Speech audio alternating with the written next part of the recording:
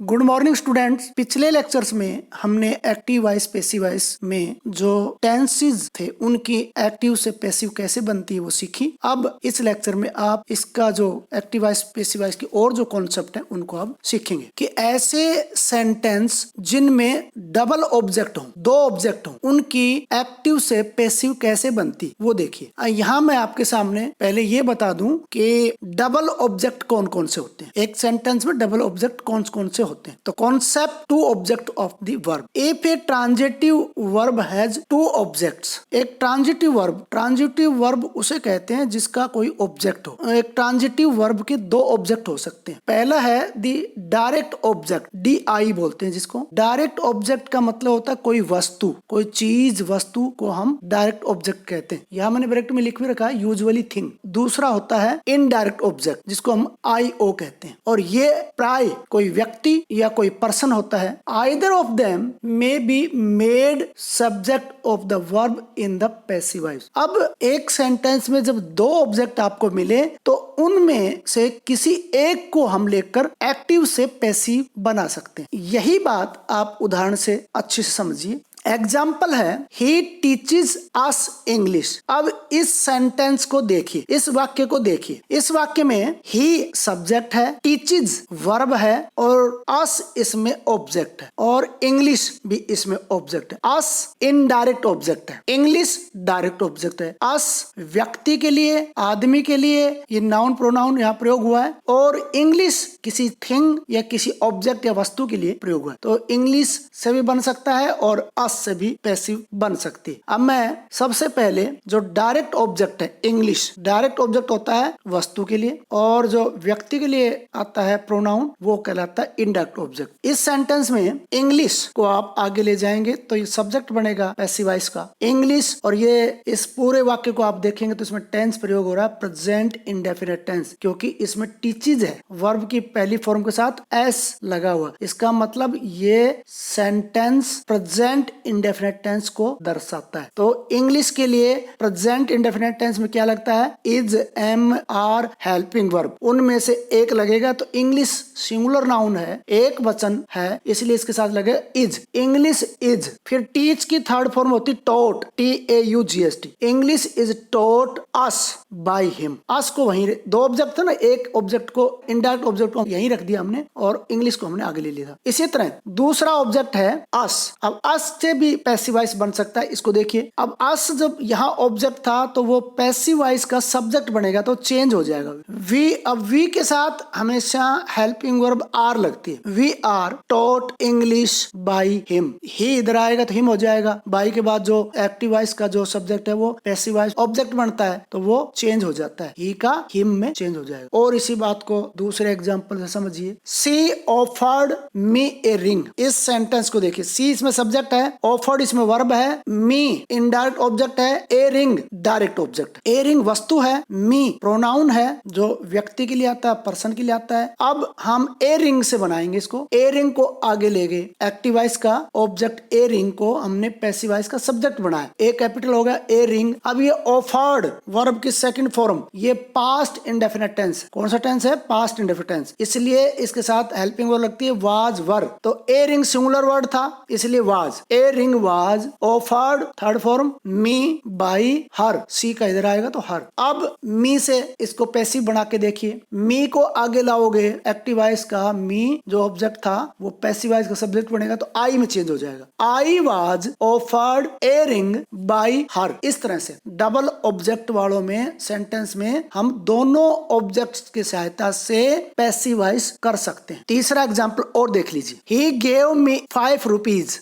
इसमें सब्जेक्ट है, gave verb की फॉर्म है, मी इनडायरेक्ट ऑब्जेक्ट है, 5 रुपीज डायरेक्ट ऑब्जेक्ट है। यानी जब वस्तु के लिए आता है वो डायरेक्ट होता है, और जब नाउन प्रोनाउन प्रयोग होता है वो व्यक्ति के लिए होता है, वो इनडायरेक्ट होता है। अब 5 रुपीज को लेकर आगे बढ़ाइए, 5 रुपीज, एफ बड़ा हो जाएगा, 5 रुपीज ज्यादा हो गए, प्लूरल सब्जेक्ट बन गया तो हेल्पिंग वर्ब लगेगी were. 5 rupees were given, gave की third form given, given me by him, he इधर आएगा तो हिम। दूसरा, अब आप मी की की सहायता से सेंटेंस को बना के देखिए। मी को आगे लाओगे तो आई में चेंज हो जाएगा। I was given 5 rupees by him. ये डबल ऑब्जेक्ट के सेंटेंस को हम पैसिव वॉइस दोनों ऑब्जेक्ट को लेकर बना सकते हैं। ये था डबल ऑब्जेक्ट वाले सेंटेंस की एक्टिव से पैसिव कैसे बनाई जाती है। दूसरी कॉन्सेप्ट है कि ऐसे सेंटेंस जिनमें मॉडल ऑक्सिलरीज, मॉडल सहायक क्रियाओं का प्रयोग हो रहा हो, उनको एक्टिव से पैसिव वॉइस कैसे बनाएं, उसके नियम क्या हैं। तो इसमें देखिए वो क्या पैटर्न होता है। वो पैटर्न ये होता है, पहले सब्जेक्ट, फिर मॉडल, फिर उसके बाद में बी का प्रयोग करो, फिर वर्ब की थर्ड फॉर्म लगाओ, फिर बाई का प्रयोग करो और फिर उसके बाद ऑब्जेक्ट का प्रयोग करो। ये पैटर्न आपको करना है। पहले सब्जेक्ट रखो पैसिव वॉइस बनाते समय, फिर मॉडल, जो भी मॉडल है, मे, कैन, विल, शैल, मस्ट, उसको रखो। उसके बाद बी का प्रयोग करो, उसके बाद वर्ब की थर्ड फॉर्म लगाओ, उसके बाद बाई प्रीपोजिशन यूज करो और उसके बाद ऑब्जेक्ट को रखो। इस तरह से हम मॉडल ऑक्सिलरीज वाले सेंटेंस की पैसिव वॉइस बनाते हैं। अब इस पैटर्न को नीचे दी गए उदाहरण में अच्छे से देखिए। She can write a letter. She subject है, कैन मॉडल है, तो ये मॉडल वाला सेंटेंस मिल गया। She can write a letter, वह एक पत्र लिख सकती है। इसमें कैन मॉडल का प्रयोग हो रहा है, इसलिए ये मॉडल ऑक्सिलरीज वाला सेंटेंस है। इसकी पैसिव वॉइस बनाओगे तो सबसे पहले इस सेंटेंस में ऑब्जेक्ट क्या है, ए लेटर। ए लेटर को आगे ले आइए, पैसिव वॉइस का उसे सब्जेक्ट बनाइए तो ए कैपिटल हो जाएगा। ए लेटर कैन, हमने कब बताया था पैटर्न में, ऊपर देखिए, सब्जेक्ट ए लेटर सब्जेक्ट बन गया, फिर मॉडल इसमें क्या था, कैन रखा। मॉडल के बाद बी का प्रयोग करेंगे। ए लेटर कैन बी, फिर वर्ब की थर्ड फॉर्म, राइट की third form written. A letter can be written by her, she का इधर आएगा तो हर, ये बन गया पैसिव वॉइस। यानी मॉडल वाले सेंटेंस में मॉडल के बाद बी का प्रयोग और वर्ब की थर्ड फॉर्म लगती है। और देखिए उदाहरण से, we should give him a warning. अब इसमें मॉडल है should, we should give him a warning, और इसमें दो ऑब्जेक्ट है और दोनों से हम इसको बना सकते हैं। तो पहले हम ए वार्निंग वाला जो डायरेक्ट ऑब्जेक्ट, उससे बनाएंगे। ए वार्निंग को आगे रखिए और मॉडल जो इसमें सेंटेंस में वही लगेगा, चाहे सब्जेक्ट कुछ भी बने, चाहे सिंगुलर बने चाहे प्लूरल बने, उसी के साथ वही मॉडल प्रयोग होगा। A warning should be given him, अब हिम यही रहेगा, given him by us, we इधर आएगा तो अस में चेंज हो जाएगा। और दूसरा अब है ऑब्जेक्ट इसमें हिम के हिसाब से बनाइए। पैसिव वॉइस में आगे आएगा तो वो चेंज हो जाएगा, सब्जेक्ट ही बनेगा। He should be given him, he should be given him by, he should be given A warning by us, he should be given A warning by us, ये इसमें आएगा। तीसरे एग्जाम्पल से और देख लीजिए इसको, could you have solved the sum. अब ये इंटरोगेटिव सेंटेंस है और इसमें मॉडल कुड का प्रयोग हो रहा है। तो मॉडल ऑक्सिलरीज वाले सेंटेंस को हम बनाते हैं कैसे, सब्जेक्ट, मॉडल, फिर बी, वर्ब की थर्ड फॉर्म, बाई प्रीपोजिशन और फिर ऑब्जेक्ट। तो इसमें करेंगे, इसमें दी सम ऑब्जेक्ट है, इसको सब्जेक्ट बनाइए और ये सेंटेंस इंटरोगेटिव है इसलिए मॉडल पहले रखिए सब्जेक्ट से पहले। Could the sum have been, be की थर्ड फॉर्म क्योंकि इसमें हैव था, could the sum have been solved by you, ये इसकी पैसिव वॉइस बनेगी। दूसरा, they must win the match. अब इसमें मॉडल मस्ट प्रयोग हो रहा है, दी मैच इसमें ऑब्जेक्ट है, दी match must be one by them, ये इसकी पैसिव वॉइस बनेगी। तो इस तरह से हमने देखा कि मॉडल ऑक्सिलरीज वाले सेंटेंस की एक्टिव से पैसिव वॉइस कैसे बनती है। अब अगली कॉन्सेप्ट है change of voice in the infinitive. Infinitive sentence का एक्टिव से पैसिव वॉइस कैसे बनती है। इन्फिनेटिव सेंटेंस वो होते हैं जिनमें टू का प्रयोग होता है, to stop, to be, to call, to speak. तो ये जो है वो इन्फिनेटिव वाले सेंटेंस होते हैं। इनकी जो पैसिव वॉइस बनती है उसका रूल या पैटर्न तरीका ये होता है कि पहले सेंटेंस में जो इट इज लिखा होता है वो ऐसे कैसे लिखिए, इट इज टाइम। जो सेंटेंस में मिलेगा एक्टिव वॉइस में वो यूं का यूं रखिए, इट इज टाइम, फिर प्लस में फॉर का प्रयोग कीजिए, फिर प्लस में ऑब्जेक्ट को लगाइए, फिर प्लस में टू बी को रखिए और फिर प्लस में वर्ब की थर्ड फॉर्म का प्रयोग कीजिए। ये है पैटर्न इन्फिनेटिव सेंटेंस की एक्टिव से पैसिव वॉइस बनाने का। अब मैं इसी पैटर्न को नीचे दिए गए उदाहरणों में इंप्लीमेंट करके दिखा रहा हूं। सेंटेंस एक्टिव वॉइस का, it is time to be stop the work, अब काम रोकने का समय आ गया। ये एक्टिव सेंटेंस, इसकी पैसिव वॉइस बनेगी। तो मैंने कहा था कि सेंटेंस में एक्टिव में जो दिया गया है इट इज टाइम, वो यूं क्यों रखिए, इट इज टाइम, फिर फॉर का प्रयोग करिए, it is time for the work. अब ऑब्जेक्ट क्या था इसमें, द वर्क, सब्जेक्ट बनेगा, it is time for the work to be stopped. ये तरीका होता है इसका पैसिव बनाने का। और दूसरे उदाहरण से ठीक से समझिए, इट इज टाइम, ये एक्टिव सेंटेंस बोल रहा हूं मैं, it is time to call in the doctor, अब डॉक्टर को बुलाने का समय आ गया है। इसको पैसिव बनाएंगे तो इसी एक्टिव का जो फ्रेज है इट इज टाइम, ये यूं क्यों लेंगे, it is time for the doctor to be called in. अब जो इन प्रीपोजिशन है वो वर्ब के साथ रहेगा, it is time for the doctor to be called in, ये इसकी पैसिव वॉइस बनेगी। तीसरे एग्जांपल से इसको समझ लीजिए, it is time to speak the truth, अब सच्चाई बोलने का समय आ गया है। तो इसमें जो एक्टिव वॉइस में जो फ्रेज दे रखा है इट इज टाइम, वो पैसिव वॉइस में यूं क्यों सब्जेक्ट बनाई उसको, it is time for the truth, उसका जो एक्टिव वॉइस में जो ऑब्जेक्ट था वो पैसिव वॉइस का सब्जेक्ट बना, उसको लाइए। तो एक्टिव वॉइस में ऑब्जेक्ट था the truth, it is time for the truth to be spoken. ये पैटर्न हमने आपको कॉन्सेप्ट के शुरू में बताया था कि इट इज टाइम को रखिए, फिर फॉर लगाइए, फिर ऑब्जेक्ट को रखिए, फिर टू बी लगाइए, फिर वर्ब की थर्ड फॉर्म का प्रयोग कीजिए। ये था इसका पैसिव वॉइस बनाने का तरीका। एक और उदाहरण इसी कड़ी में, it is time to do the work, अब काम करने का समय आ गया। तो इसकी पैसिव वॉइस बनाओगे तो कैसे बनेगा, इट इज टाइम को यूं का यूं रखिए पैसिव वॉइस में, इट इज टाइम, फिर फॉर को जोड़िए, फॉर लगाइए, फिर दी वर्क ऑब्जेक्ट था वो लगाइए, it is time for the work to be done, ये इसकी पैसिव वॉइस बनेगी। कहने का मतलब ये है कि इन्फिनेटिव सेंटेंस की पैसिव वॉइस बनाने के लिए एक्टिव वॉइस में एक फ्रेज आपको मिलेगा इट इज टाइम वाला, उसको एज इट इज शुरुआत में रखिए पैसिव वॉइस में, फिर उसके बाद फॉर लगाइए और जो एक्टिव वॉइस का जो ऑब्जेक्ट था उसको पैसिव वॉइस का सब्जेक्ट बनाइए। अगली कॉन्सेप्ट है कि जहां पर ऐसे सेंटेंस भी आपको मिलेंगे जहां पर बाई का प्रयोग नहीं करते, जैसे आप प्रीपोजिशन बाई का प्रयोग करते, by the, by them, by him, by her, by us, वहां बाई का प्रयोग नहीं होता। कुछ वर्ब्स ऐसी हैं जिनके साथ बाई का प्रयोग नहीं होता। तो ऐसे sentence where by is not used in passive voice, ऐसे सेंटेंस जिनमें पैसिव बनाते समय बाई प्रीपोजिशन का प्रयोग नहीं करते, बजाय बाई के कोई और प्रीपोजिशन का प्रयोग किया जाता है। अब इसी बात को आप समझिए, notice that in the following sentences the verb in passive voice can not have the preposition by. आप नीचे दिए गए वाक्यों में देखेंगे कि उनमें प्रीपोजिशन बाई का प्रयोग नहीं किया गया। आफ्टर देम, उनके बाद बाई का प्रयोग नहीं किया है। Instead certain other prepositions are used in place of by, by की बजाय कोई और प्रीपोजिशन का प्रयोग किया गया है। वो कौन से वर्ब्स है जिनके साथ कौन सा प्रीपोजिशन प्रयोग होगा वो नीचे दिए गए हैं, उनको देखिए। पहला एग्जांपल है सी नोज यू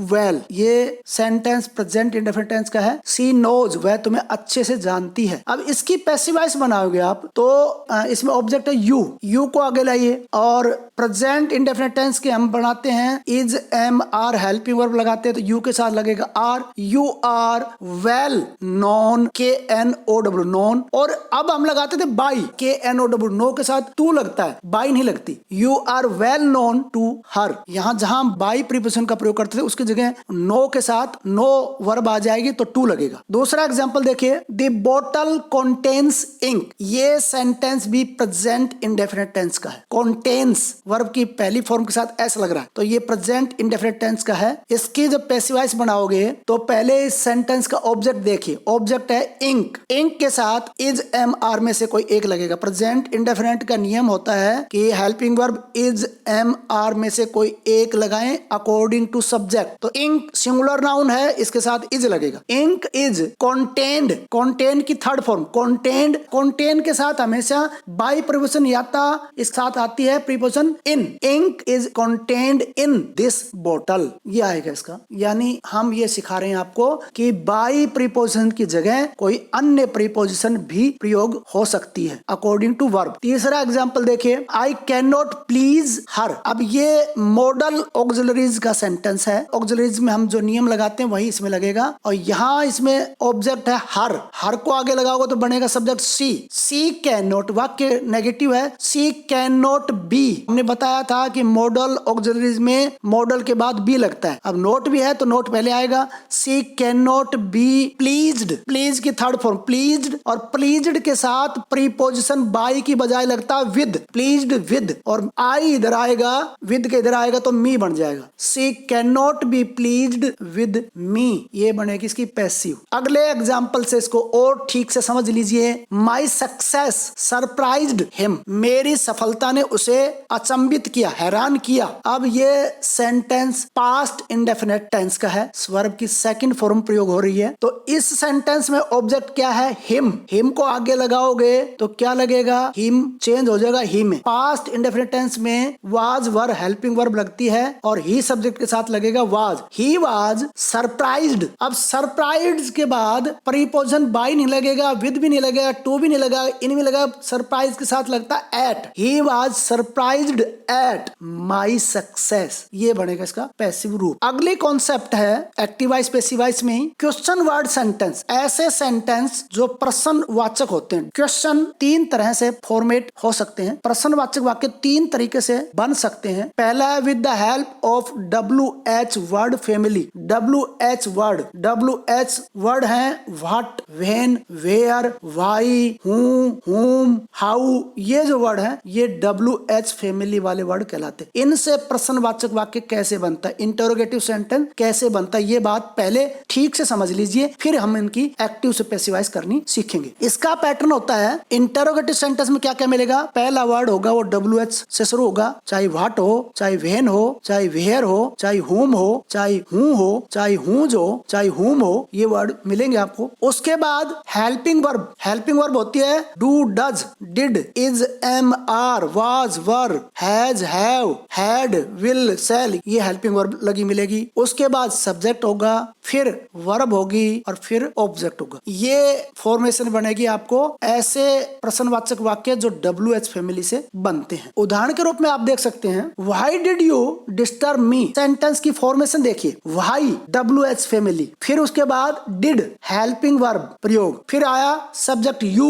डिस्टर्ब वर्ब, और फिर उसके बाद me. Why did you disturb me, और डिड वाला वाक्य होता है पास्ट इंडेफिनिट टेंस। इसकी जब पैसिवाइज बनाते हैं तो उसका क्या नियम होता है, पहले WH फैमिली का जो वर्ड है उसको एज इट इज, ऐसा का ऐसा सेंटेंस में आगे रखिए, फिर हेल्पिंग वर्ब लगाइए, फिर सब्जेक्ट लगाइए, फिर वर्ब लगाइए, और फिर ऑब्जेक्ट लगाइए, और साइन ऑफ इंटरोगेशन लगाइए। ये तरीका होता है WH फैमिली वर्ड से बनने वाले प्रश्नवाचक वाक्यों की पैसिव बनाने का। दूसरा होता है with the help of helping verb. ऐसे सेंटेंस जो हेल्पिंग वर्ब से इंटरोगेटिव बनते हैं। हेल्पिंग वर्ब होती हैं do, does, did, is, am, are, was, were, has, have, had, will, shall. ये हेल्पिंग वर्ब सब्जेक्ट से पहले लग जाएं तो वो वाक्य इंटरोगेटिव बन जाता है। इसका क्या पैटर्न होता है, सबसे पहले आपको वाक्य में हेल्पिंग वर्ब मिलेगी, कोई एक हेल्पिंग वर्ब, फिर उसके बाद सब्जेक्ट लगा हुआ मिलेगा, फिर उसके बाद वर्ब होगी, फिर उसके बाद ऑब्जेक्ट होगा, और लास्ट में साइन ऑफ इंटरोगेशन चिन्ह होगा। ये तरीका है हेल्पिंग वर्ब से बनने वाले प्रश्नों का। एग्जाम्पल देख लीजिए, डू यू नो मी। अब डू हेल्पिंग वर्ब है, यू सब्जेक्ट है, नो वर्ब है, और मी ऑब्जेक्ट है, और फिर साइन ऑफ इंटरोगेशन। ये सेंटेंस प्रेजेंट इंडेफिनिट टेंस का है, प्रश्नवाचक वाक्य है। अब इसकी जब पैसिवाइज बनाने का तरीका है वो होता है हेल्पिंग वर्ब सब्जेक्ट आगे, जो भी सब्जेक्ट पैसिवाइज का जो सब्जेक्ट बनेगा, और पैसिवाइज का सब्जेक्ट कौन बनेगा, एक्टिवाइज में जो ऑब्जेक्ट है वो बनेगा। तो पहले हेल्पिंग वर्ब रखिए, फिर सब्जेक्ट लगाइए, फिर वर्ब की थर्ड फॉर्म, और फिर ऑब्जेक्ट और साइन ऑफ इंटरोगेशन। ये तरीका होता है ऐसे वाक्य जो हेल्पिंग वर्ब से प्रश्नवाचक बनते हैं उनकी पैसिवाइज बनाने का। तीसरे वो इंटरोगेटिव सेंटेंस जो मॉडल की सहायता से बनते हैं with the help of modals. Modals कौन होते हैं, may, might, can, could, will, would, shall, should, must, dare, need, ये मॉडल होते हैं। इनसे बनने वाले प्रश्नवाचक वाक्य, उसका पैटर्न होता है सबसे पहले आपको मिलेगा मॉडल, फिर मिलेगा सब्जेक्ट, फिर मिलेगी वर्ब, और फिर ऑब्जेक्ट, और फिर साइन ऑफ इंटरोगेशन। ये आपको इंटरोगेटिव सेंटेंस का पैटर्न मिलेगा। अब इसी बात को एग्जाम्पल से समझिए। Can I go home, can modal है, सब्जेक्ट से पहले रखा, आई से पहले रखा हुआ है। कैन आई गो होम, क्या मैं घर जा सकता हूँ, ये प्रश्नवाचक बन गया, मॉडल की सहायता से बन गया। और अब इसका जो पैसिव तरीका है बनाने का, उसमें आप क्या करेंगे, मॉडल को पहले रखिए, फिर जो एक्टिव वॉइस का जो ऑब्जेक्ट था उसको पैसिव वॉइस का सब्जेक्ट बनाइए, उसको रखिए, उसके बाद वर्ब की थर्ड फॉर्म लगाइए और उसके बाद ऑब्जेक्ट रखिए और उसके बाद साइन ऑफ इंटरोगेशन। ये तरीका है ऐसे वाक्यों का जो मॉडल की सहायता से प्रश्नवाचक बनते हैं उनकी पैसिव बनाने का। यहाँ नोट में हमने लिखा है here we discuss about only WH family question. अब हम केवल और केवल ऐसे प्रश्नवाचक वाक्यों का एक्टिव से पैसिव वॉइस बनाना सीखेंगे जो WH फैमिली से स्टार्ट होते हैं। हु है WH चेंज हो जाता है बाई होम में, और अदर्स और बाकी रूल्स वही हैं जो हम दूसरे वाक्यों में एक्टिव से पैसिव वॉइस बनाते हैं, वही नियम इसमें लागू होते हैं। अब मैं पहला सेंटेंस आपके पास रख रहा हूं जो WH फैमिली का इंटरोगेटिव सेंटेंस है। Who teaches you English. अब इसमें देखिए ये प्रश्नवाचक वाक्य है, WH फैमिली से स्टार्ट है। इसको हम कैसे करेंगे, इसमें दो ऑब्जेक्ट है, यू भी है और इंग्लिश में। इंग्लिश डायरेक्ट ऑब्जेक्ट है और यू इनडायरेक्ट ऑब्जेक्ट है, तो आप दोनों तरीके से इसको बना सकते हैं। पहला है बाई होम, हु चेंज हो जाता है बाई होम में, बाई होम अब सब्जेक्ट बन रहा है यू से बना रहे हैं हम पहले, तो यू बाई होम, अब यू के साथ लगेगा आर, बाई होम आर, क्योंकि ऊपर का सेंटेंस हु टीचेज ये प्रेजेंट इंडेफिनिट टेंस का था, टीच की पहली फॉर्म के साथ ES लगा हुआ है, तो इसके साथ हेल्पिंग वर्ब इज MR लगेगा। अब सब्जेक्ट हमारा बनेगा यू, तो यू के साथ लगेगा are, by whom are you taught English, ये पहला पैसिव वॉइस। अब हम इंग्लिश से बना सकते हैं, बाई होम इज इंग्लिश, क्योंकि अब सब्जेक्ट उसमें तो आर इसलिए आया कि यू सब्जेक्ट था, अब इसमें सब्जेक्ट है इंग्लिश इसलिए आएगा is. By whom is English taught to you, by whom is English taught to you. अब ये इसका पैसिव वॉइस। ये एक एग्जांपल था जिसमें दो ऑब्जेक्ट थे और दोनों ऑब्जेक्ट से हमने एक्टिव से पैसिव वॉइस बनाकर आपको दिखाई। अब दूसरा एग्जांपल और देखिए, who will bell the cat, बिल्ली को घंटी कौन बांधेगा, क्योंकि ये सेंटेंस क्या है, मॉडल वाला है। By whom will the cat be belled, modal auxiliaries में हमने बताया था मॉडल के विल के बाद बी लगेगा, will the cat be belled, पहले सब्जेक्ट क्योंकि प्रश्नवाचक बनाना है। By whom will the cat be belled, bell के थर्ड फॉर्म BELLED बेल्ड और साइन ऑफ इंटरोगेशन। तीसरे एग्जांपल से और देखिए, what are you doing, active voice, what WH family, फिर are helping verb, you doing, इसमें ऑब्जेक्ट है ही नहीं, कैसे करेंगे, इसके करने की तरह व्हाट इज, क्योंकि हम सिंगुलर लगाएंगे इसके साथ, व्हाट इज बीइंग, क्योंकि ये क्या था डूइंग, डूइंग वाले सेंटेंस में ING लगी हुई है, ING में हम क्या लगाते हैं इज MR और वर्ब की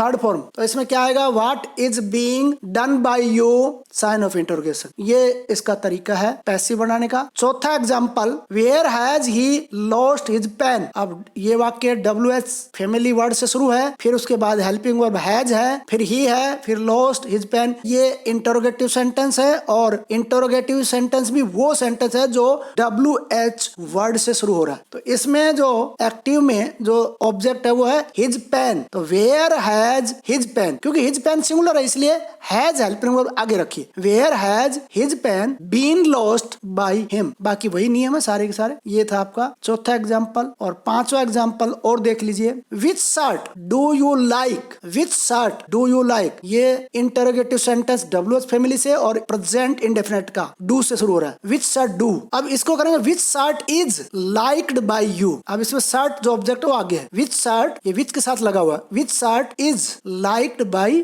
यू। इस तरह से पैसिव वॉइस में बदलते हैं। अगली कॉन्सेप्ट है पैसिव वॉइस में वो इंपेरेटिव सेंटेंस की हम एक्टिव से पैसिव वॉइस कैसे बनाएं। पहली बात आप ये समझ लीजिए कि what is a imperative sentence. Imperative sentence क्या होता है, दिस सेंटेंस विच हैव वेग सब्जेक्ट विच इज अंडरस्टूड, ऐसा वाक्य जिसमें सब्जेक्ट नहीं दिया गया हो और वो समझ लिया जाए, इस तरह के वाक्य को हम इंपेरेटिव सेंटेंस कहते हैं। जैसे ऐसा सेंटेंस जो सीधा वर्ब शुरू हो रहा हो वो इंपेरेटिव सेंटेंस होता है। इसका पैटर्न क्या होता है पैसिव वॉइस बनाने का, कि पहले लेट लगाइए LET लेट, फिर सब्जेक्ट को रखिए, फिर बी का प्रयोग कीजिए, फिर वर्ब की थर्ड फॉर्म यूज कीजिए। If the imperative sentence begins, यदि imperative sentence word please kindly से शुरू हो, then we use you are requested, फिर टू का प्रयोग करें और आगे वही पैटर्न रखें, you are requested to, you are advised to, you are order to, इस क्रम में हम उसको जिस तरह के भाव हो, प्रार्थना हो तो रिक्वेस्टेड टू, सलाह हो तो एडवाइस टू, और आदेश हो तो यू आर ऑर्डर टू में उसको हम रखते हैं। अब इस बात को एग्जाम्पल से अच्छे से समझ लीजिए। पहला एग्जाम्पल पोस्ट दिस लेटर। अब इस सेंटेंस को देखिए, इसमें सब्जेक्ट है ही नहीं, तो ऐसे सेंटेंस जिनमें सब्जेक्ट नहीं होता वो इंपेरेटिव सेंटेंस कहलाते हैं। इसको पैसिव वॉइस बनाने का नियम है कि पहले लेट को लगाओ, लेट एलईटी लेट लगाया, फिर पोस्ट द लेटर, इसमें ऑब्जेक्ट क्या है, दी लेटर, फिर उस दी लेटर को आगे लगाइए, let the letter be posted. हमने बताया था पहले लेट रखिए, फिर जो एक्टिव वॉइस का जो ऑब्जेक्ट है उसको पैसिव का सब्जेक्ट बने, लेट के बाद सब्जेक्ट बनेगा the letter, let the letter be posted, ये बनेगा। दूसरा example please open the door. अब इसमें एक वर्ड आ गया प्लीज, प्लीज को हटाकर देखिए ओपन द डोर, ये भी वही सेंटेंस है, ये भी इंपेरेटिव सेंटेंस ही है। और प्लीज वाले में ये स्पष्ट झलकता है कि इसमें रिक्वेस्ट की गई, तो इसको हम बनाएंगे तो कैसे बनाएंगे, यू आर रिक्वेस्टेड टू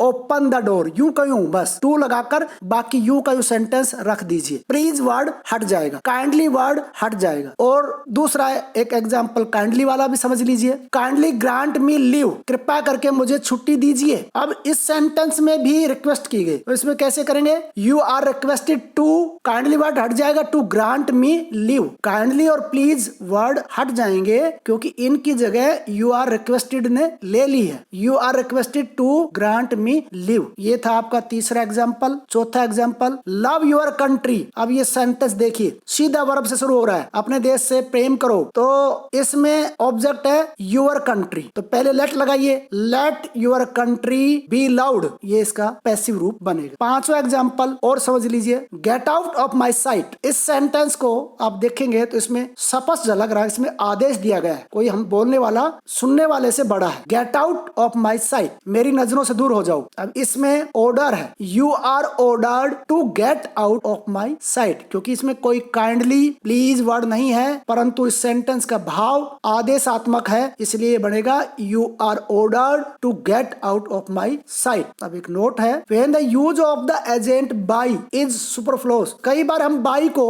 प्रयोग करना उचित समझते ही नहीं है, जरूरत नहीं होती उसको। एक जगह तो आपने सीखा है कि बाई की जगह कुछ कोई और अल्टरनेट, कोई और विकल्प प्रीपोजिशन लगता है, इन है, विद है, टू है, एट है, ये लगता है, लेकिन यहाँ हम बाई वाले के सेंटेंस को छोड़ देते हैं, बाई और जो ऑब्जेक्ट आता है उसको छोड़ देते हैं। ये बात एग्जांपल से समझिए। द पुलिस अरेस्टेड हिम, इस सेंटेंस को देखिए, पुलिस ने उसे गिरफ्तार किया, ये पास्ट इंडेफिनिट टेंस है, वर्ब की सेकंड फॉर्म। अब इसमें दी पुलिस सब्जेक्ट है, अरेस्टेड वर्ब की फॉर्म है और हिम ऑब्जेक्ट है। ऐसे सेंटेंस की पैसिव वॉइस बनाते हैं तो पास्ट इंडेफिनिट का नियम लागू होगा, और वो नियम होता है वाज वर्ब और वर्ब की थर्ड फॉर्म। हिम है, हिम आगे जाएगा, पैसिव वॉइस का सब्जेक्ट बनेगा तो ही हो जाएगा, he was arrested by the police, लगाने की जरूरत नहीं है, उसे गिरफ्तार कर लिया गया। अब ये अंडरस्टूड बात है, गिरफ्तार कौन करता है, पुलिस करती है, तो इसमें बाय द पुलिस लगाने की जरूरत नहीं है, ये लगाने की आवश्यकता नहीं होती। और इसी बात को दूसरे सेंटेंस से समझिए, the principal has find him, प्रधानाचार्य ने उसे